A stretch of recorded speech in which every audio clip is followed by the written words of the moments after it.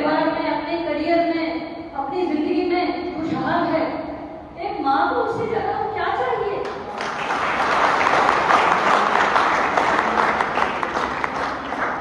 मुझे वो दिन याद आते हैं जब मैंने नया नया ज्वाइन किया था। 22 साल की थी मैं, मेरे से बड़े भी बच्चे थे पढ़ने। इतना मतलब हमें फ्रेंडशिप भी हो गई थी, दोस्ती भी हो गई, क्योंकि हम उम्र थे सारे बच्चे, और मेरी उसी तरह की थी।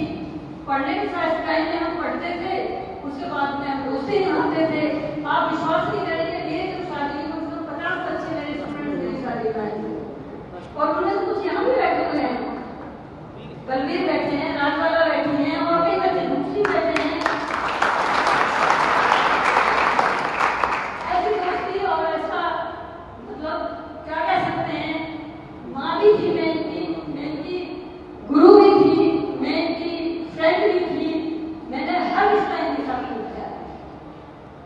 और आज जब है कि मैं इनको कुछ टिप्स ऐसे दूं कि जो ये सफल अध्यापक, सफल गुरु और समाज को कुछ दे सके। अध्यापक की भूमिका आप समझते हैं कि सबसे भावनाएं भरो उनमें, इस मतलब धर्म के प्रति, राष्ट्र के प्रति, और इस तरह के गुण उनकी जिंदगी में डेवलप करो कि जो उनका जीवन भर साथ दे। एक अध्यापक की भूमिका व्यक्ति के जीवन में सबसे महत्वपूर्ण होती है, और जो अध्यापक सिखाते हैं वो जिंदगी भर नहीं भूल सकता है। वो कदम कदम पे उसको वो शिक्षाएं, वो बातें याद आती हैं जो हम क्लास में अपने बच्चों को बताते हैं।